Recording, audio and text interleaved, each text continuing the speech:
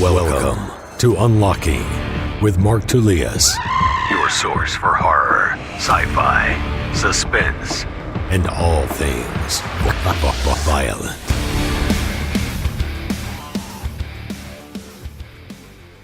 Hey, what is going on, guys? I know it's been a long time. Last episode was February, so it's been a while, 8 months. Sorry I didn't give any notice or anything else, but I decided just to shut the podcast down for a bit. Actually, shut down both of them, this and Vicious Whispers. But now I'm returning, but it won't be on this one. This episode is going to be a short one. It's just kind of let you know what's going on and where I'll be, which is going to be Vicious Whispers with Mark Tullius. So definitely check that out.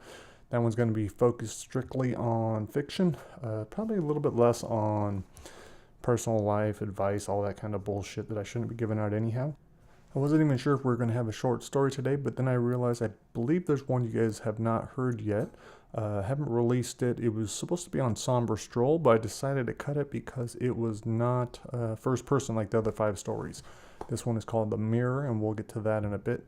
If we already played it and I forgot about it, I apologize. It's been a while. I've taken a lot of hits to the head, and I smoke a lot of marijuana, although not this month. This month is Sober October, and I'm giving it up for the month, which sucks, sort of. I am getting more shit done, which is good, but I am, it's a little bit harder to start the writing process, I think. I think smoking opens up my mind a little bit more, but there are definitely some negative side effects. And I want to have that control. Every once in a while I'll take breaks from it, and just so I prove to myself I can do it. One of the major drawbacks is that I have incredibly terrible fucking nightmares. The one last night, I did not want to, I ended up waking up and just staying up. I was like, fuck this. But I just need to, even when I have those kinds of nightmares, I just need to put it into my writing. Because it's full of violence and scary shit, and that's kind of the reason I write, probably, to get all that stuff out anyhow. So why did I stop the podcast in the first place? I think I just was too overwhelmed with shit. I was trying to do too much. I was dealing with the family, trying to take care of the kids, spending time with them. In fact, this summer, that's all I did was focus on the kids, no babysitter, just full time with the kids. And I enjoyed it, but at the same time, I was very happy when school started again. In fact, I just came from volunteering at my son's kindergarten class. It was only like an hour and a half, but that was plenty of time for me. Let's see, in the last 8 months, a lot of shit's happened. If you guys were listening before, remember I was working on a brain book. I've been trying to figure out different ways to either fix or improve, rewire, whatever you want to call it, or even just deal with the symptoms from traumatic brain injuries, from blows to the head, from playing football, from fighting, from whatever it is, car accidents. It could be something minor, I've realized. And it's kind of scary. You know, I've been knocked unconscious over 8 times. Who knows how many concussions I've had with high school football, college football, trying to fight, trying to box. Definitely and motorcycle injuries, motorcycle accidents, car accidents. So I've definitely taken my share of abuse. And but while I was doing this, I was like, well, I'm not doing this book for me because I'm fine. And it is a worry, early onset of dementia, Alzheimer's, all that kind of stuff, that you have way higher risk if you are in combat sports, contact sports. So definitely it was a fear for me, but I didn't think it was a big deal. I was mainly doing this because partially for the fear and just to make sure I postpone whatever might come, but also because I have so many friends that have written to me and told me, hey, my brain's fucked. All I did was, these are guys that just played football with me either in high school, in college, didn't go on to fight. And then I have tons of fighter friends that didn't even play football that are writing to me saying the same thing, saying that they're at their, they don't know what they're going to do. Some of them are very suicidal. A lot of them are dealing with incredibly negative effects. So I'm part of a fighter study, professional fighter study at the Cleveland Clinic in Vegas. And every year you can go and they test fighters. I think they have like 600 or 700 fighters already that they're looking at. I interviewed the main doctor there, Dr. Bernick. Awesome guy. But after that meeting, I didn't really feel much better. I was like, okay, here are things that we can do to postpone or delay or whatever else. But once you have CTE, you're kind of screwed. You're going to be fucked. And so that wasn't very uplifting. But then I had a couple friends have me listen to Joe Rogan's podcast. I think it was 1056 with Dr. Mark Gordon. And he was talking about traumatic brain injuries and how if we get rid of inflammation in the brain, we can reverse all these negative effects. And so I was like, well, I'll go ahead and try it, just see what happens. I don't know if I even need it. I felt kind of foolish doing it. But after, I'd say 2 weeks, I think it took about 2 to 3 weeks. And it was he said that's pretty quick for the typical patient. Usually takes a little bit longer. But after 2 to 3 weeks, I was like, holy shit. I couldn't believe how much better I felt. And how bad I must have been, because once, my normal was fine. But once I started just taking these supplements, and pretty much all over the counter type supplements like vitamin D3, DHEA, and several other ones, these things were gone. And I was like, holy shit, I didn't know I was that bad. I didn't know I was that depressed. I didn't know I was that anxious. I didn't know I was that fucking irritable. I didn't know I was all these different things. And so it's made a world of difference, and it's been awesome. So I'm going to be interviewing him soon.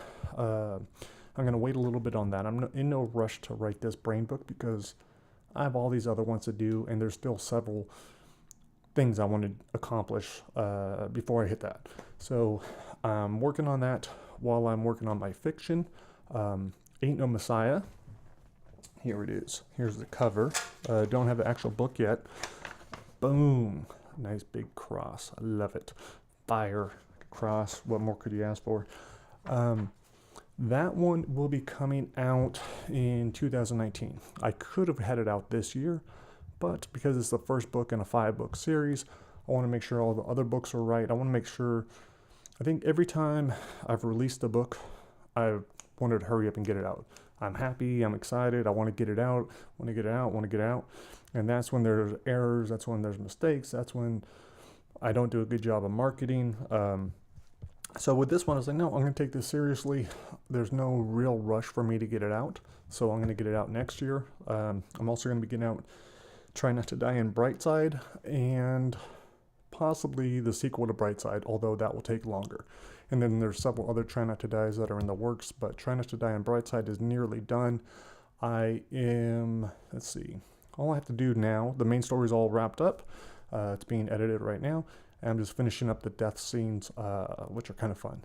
So that book should be cool. It's going to be a fast, quick read, but I think you guys will like it. I like what's happening with that. I like what's happening with Beyond Brightside. I don't want to give anything away, but man, the whole book is... I was talking to my daughter the other day. I was like telling her a couple of the scenes. I was like, this whole book is just trauma. One trauma after another. I feel bad for the main character, but... it is what it is. Had to be. So, and that's what Vicious Whispers is going to be about. I know I played Brightside on here. That was the first thing I played on Unlocking, was all the chapters of Brightside. I'm going to do that again on Vicious Whispers because, one, I'm lazy and don't want to come up with new content.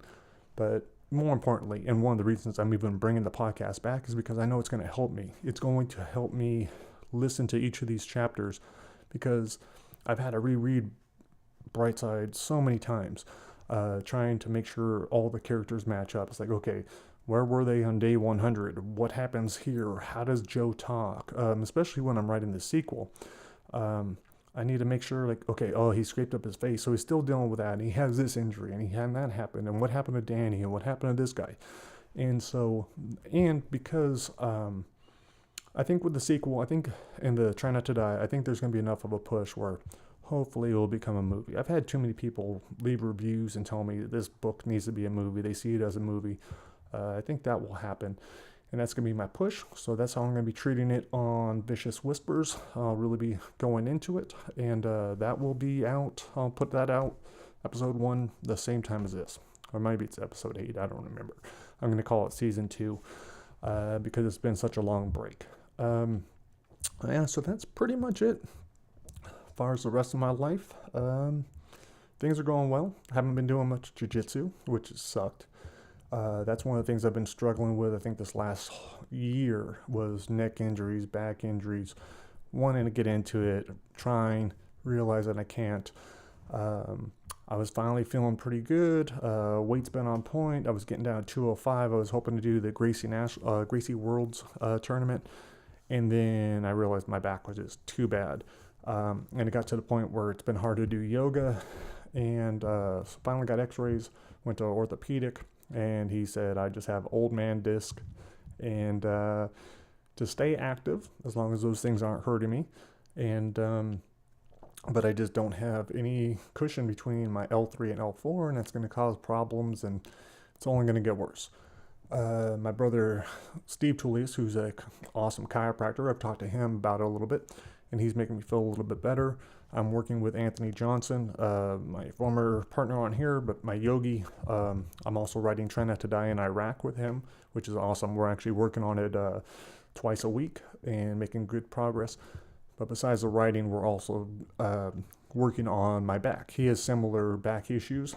Yoga is what saved him and has let him get back into jiu-jitsu.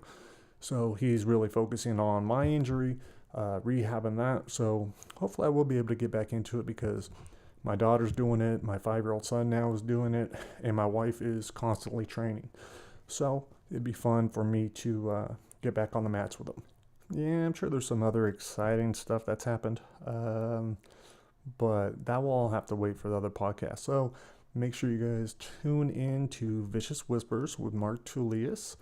And yeah, we'll be going into the first 20 episodes are going to be Brightside. We'll be going into that, really digging in.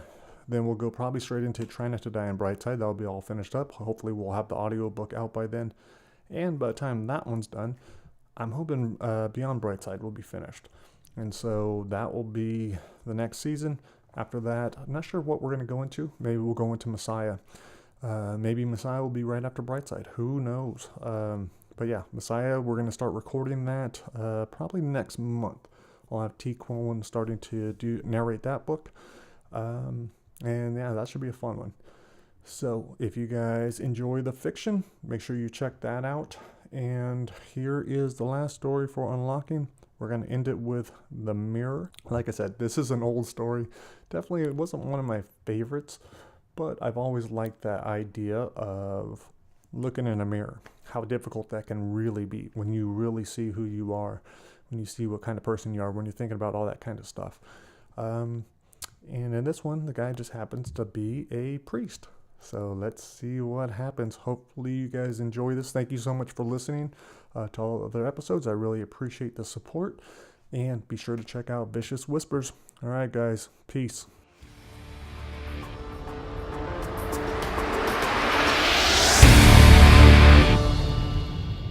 The Mirror. Father Gabriel trembled on the edge of the bed, his eyes fixed on the oversized floor mirror.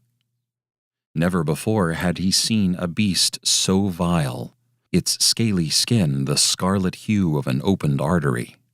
The demonic creature grinned at him from inside the reflective surface and slid its bloated tongue across inch-long incisors. Bubbling ebony blood dribbled down the monster's chin and onto its massive chest. Frozen on the bed, each breath forced, the priest prayed for strength. Father Gabriel knew there couldn't be a monster in the mirror, but he couldn't deny the features of the room were exactly as they should be. The cluttered desk in the corner, the painting on the wall hanging slightly askew, light snow falling outside the window. The only difference was the winged demon sitting on the bed where he himself should have been. The evil monster had to be a figment of his imagination. Father Gabriel had never questioned his sanity, but maybe he'd gone mad from the lack of sleep and all the stress. Watching his mother wither away over the last 6 months had taxed him terribly. The worst was taking her to chemo sessions and lying to her each time, telling her she'd be okay. It wasn't fair to her, and it wasn't fair to him. It was an unjust reward for his 30 years of dedicated service to the Lord. Insanity wasn't an attractive option, but neither was Satan revealing one of his minions, proving he was much more powerful than Father Gabriel had dreamed possible. He preached about the evil on earth every Sunday, but he had always interpreted it figuratively. He didn't really believe demons roamed the earth, and not once did he expect to see one materialize in front of him. Father Gabriel tested the reflection with a wave of his hand, and the demon copied him, blood dripping off its razor-sharp claws. The priest shook his head in disbelief, and the demon whipped his own from side to side, his piercing eyes and gnashing teeth glistening in the light. It was a soul snatcher, no doubt, but that gave the priest hope. Father Gabriel was not without sin, and his heart was heavy with guilt, but surely not dark enough to sustain the demon. A knowing smile spread like a disease across the horrid face. The demon's jaw unhinged and opened wide, a fiery glow brightening the back of its throat. Scarlet steam gathered on the mirror, then transformed into a misty red light flowing down the demon's throat. The demon had to be eating away his guilt, because as frightened as he was, Father Gabriel never felt freer with each passing moment. No longer did he feel guilty for wishing he had siblings to share the burden of taking care of his mother, nor did his conscience suffer for not spending more time with her. After all, he visited every morning and had just returned from her place less than an hour before. Gone was the guilt for regretting he'd become a priest in the first place. If he'd gotten a real job, he could have afforded to place his mother in a nice retirement community instead of leaving her to rot away in her roach-infested apartment. The only guilt that remained was over the stupid mirror. Mr. Carrington had told him he could take whatever he wanted from the house in exchange for absolving his sins. Even when Father Gabriel assured Carrington that his sins would be forgiven regardless, the old man insisted Carrington had no heirs and all his belongings would be given to the state. As he spoke his last words, Carrington made the priest promise to take something. Mirrors had never been any interest to Father Gabriel, who spent his childhood constantly reminded he was lacking in the looks department. But something about this one had drawn him closer. The exquisite craftsmanship and intricate detail were undeniable. A valuable piece of art worth more than all of Father Gabriel's possessions combined. His vow of poverty had been for nothing. His mother, all the proof he needed. He deserved the mirror. After hearing the blood-chilling atrocities Carrington confessed to having committed in his master bedroom where the mirror stood, Father Gabriel should have known better. With awareness of his impending death, but no sign of remorse, Carrington thoroughly detailed the brutalities he'd inflicted over the course of a century. He had tortured countless animals, draining them of life and bathing in their blood. He'd kidnapped young children and brought them up to his lair, only to break their bodies and spirits. The old man spent his entire life worshiping the Dark Lord, destroying his loved ones, even offering some as sacrifice. Father Gabriel had been reckless to take anything from that cursed house, let alone that evil bedroom. The mirror had witnessed unfathomable wickedness, but Father Gabriel had felt he must have it. Something in the mirror called out to him. Now that there was a demon laughing at him, mimicking his every movement, he wondered if the demon had tricked him into bringing it into a house of worship. Had Carrington been serving Satan to the end, passing evil from his house to one of God's? In the distance, Father Gabriel heard the rectory's telephone ringing. There were murmurs, footsteps, then a knock at the door. When he didn't answer, the knock sounded again. Still, he couldn't speak, couldn't take his eyes off the mirror, the trail of red flowing through the mirror and down the demon's throat. After another unanswered knock, the rectory secretary let herself in the bedroom.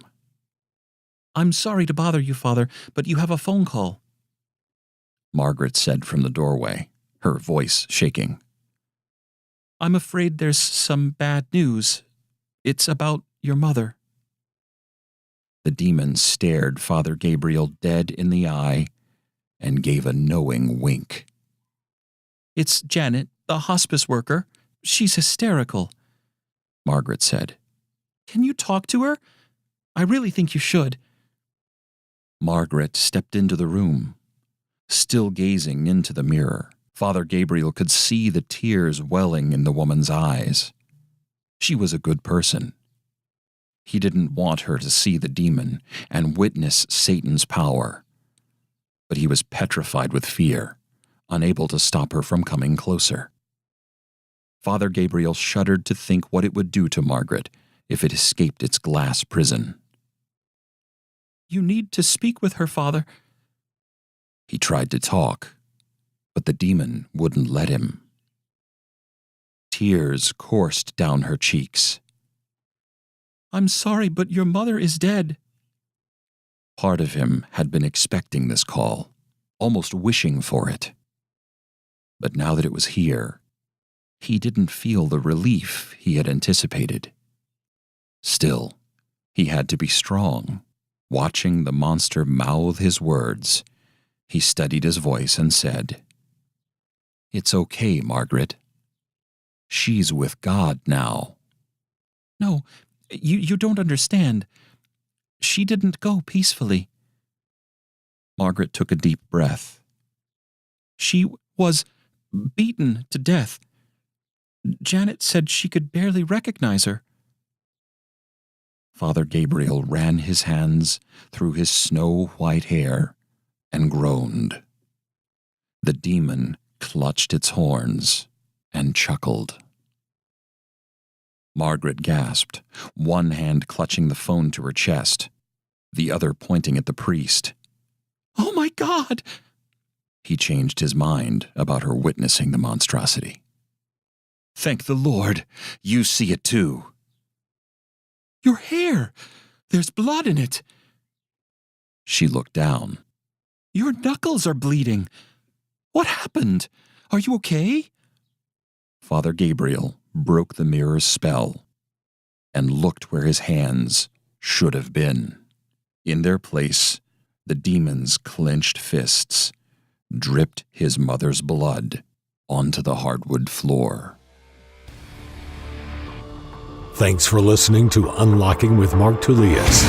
If you enjoyed the show, please subscribe and tune in next week. If you dare.